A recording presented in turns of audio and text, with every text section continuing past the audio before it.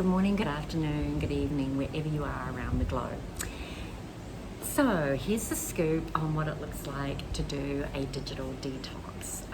Hi, my name is Raywin Christ and I'm a business and life coach, and I'm all about change, whether it's the small incremental changes or whether it's the life-changing, huge, big step transformational changes.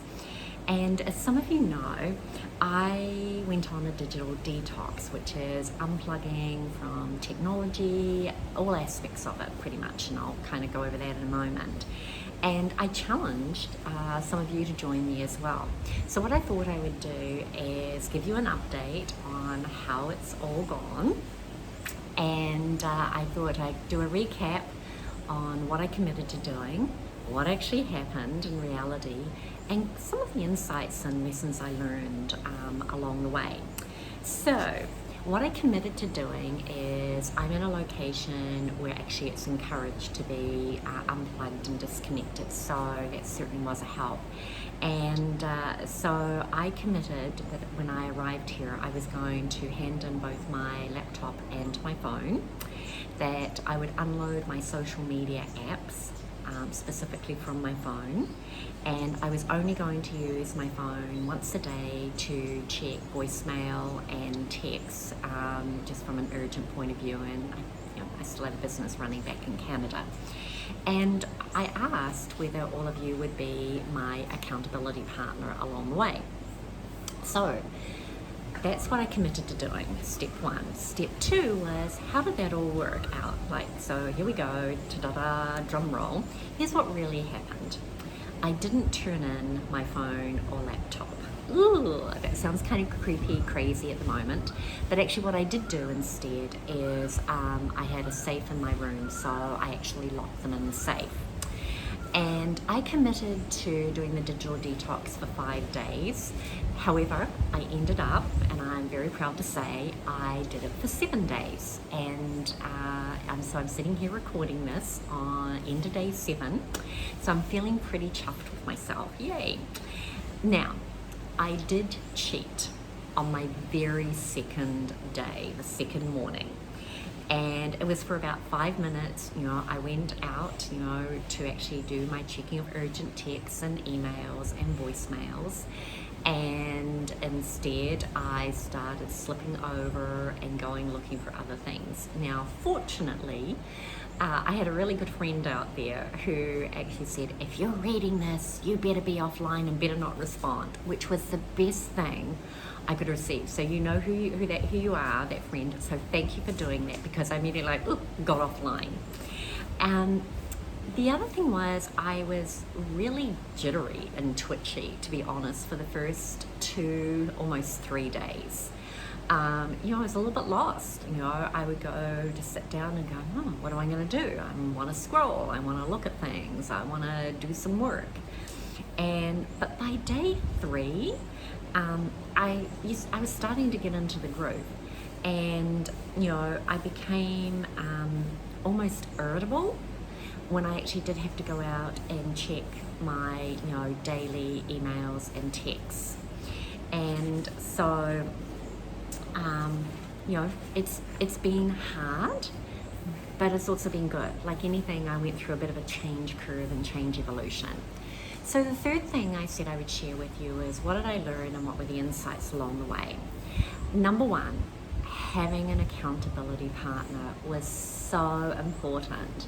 Like I said, having that one friend who was out there waiting and watching for me to see if I was going to relent really helped keep me on track. So I think in anything we do that's a change, having someone that's going to be there to support you. So thank you for all of the rest of you who are out there also supporting me, and maybe taking up the challenge yourself, because I'd love to hear about that.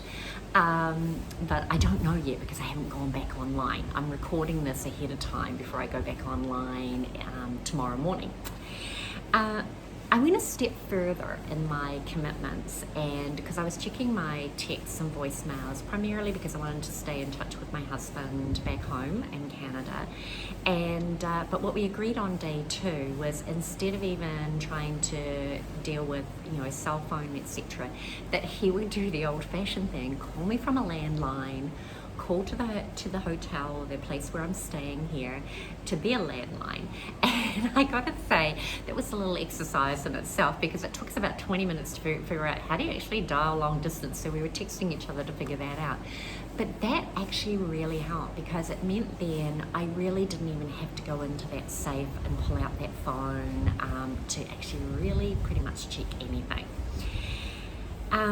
It really helped also that I'm in a place that completely discourages being plugged in while you're here, to the point that they only give you 1 hour of free Wi-Fi deliberately. And secondly, every time you go to sit down to eat anywhere, there's a little plaque on the table that says, please be sensitive and aware, and please don't even use your phones to actually do any reading while you're amongst others. So I think that made it a lot easier to do this. I really gotta be honest that if I was back home, I think I'd have a different set of challenges in trying to maintain my unplugged presence. And I'm very proud to say that here on day 7, that I in fact have only used 7 minutes of the 60 free Wi-Fi minutes. So it can be done, you can do this. It was also, I think, I found having that time back in my day, and admittedly I'm in a different location, but I think it wouldn't matter. But just when I would find myself going, what do I do? And my instinct, and in fact it's a habit, neurologically, would be, oh, I'll pick up my phone, as opposed to stopping and thinking about, what is it that I could do next? What did I have planned to do next? What about just sitting here and actually enjoying the moment? So because I think my go-to would have been to fill that void, temporary as it is. The go-to would be just, switch on the TV or go online. And that's another good thing. We don't even have televisions here. And instead, just giving that 2 or 3 minutes, I would say, to just stop and think, well, hang on a minute, just before, reflex picking up a phone or a laptop to start mindlessly scrolling or Googling or checking your email just to see if someone's there.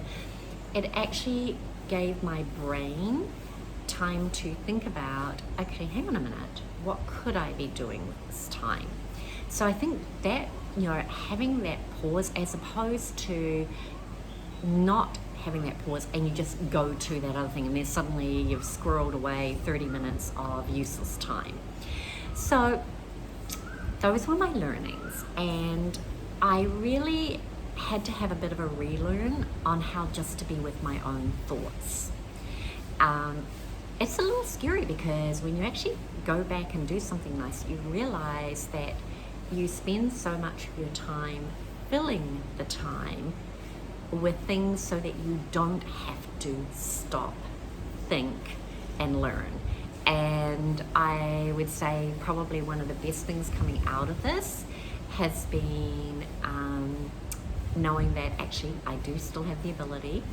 I haven't lost the habit of actually just stopping and being truly in the moment, not for a few seconds, but for minutes. And in fact, actually got to a point where I was able to actually just do a couple of hours of just being there. It also reinforced for me how easy it is for us to develop habits of just being around social media and being online. And like I said, there are many good things. I mean, I couldn't run my business. I couldn't live my life. It's a community. It's a tool. But I think calibrating the use of it and truly integrating it into our life is something worthy of pursuit. So the good news is, as I said, this can be done. I did 7 days instead of 5. I did cheat at the beginning, but it was only once, and it was enough of a wake-up call with that accountability. And it's really taught me about what my habit is for actually going online and actually starting to rethink that and work that. And it's a little bit ironic, but I happen to have a book with me called Atomic Habits, and watch the space because I'm going to talk about it some more in the future about what it really takes for us to develop habits in the beginning, what it takes for us to develop new good habits, and to to break those bad habits. And it's been very enlightening, and I just think it's very ironic. Actually, I did not choose to have this book with me. I'm actually returning it back to someone along my travels. But boy, it couldn't have been a better book to be filling my time in both a good and relaxing way.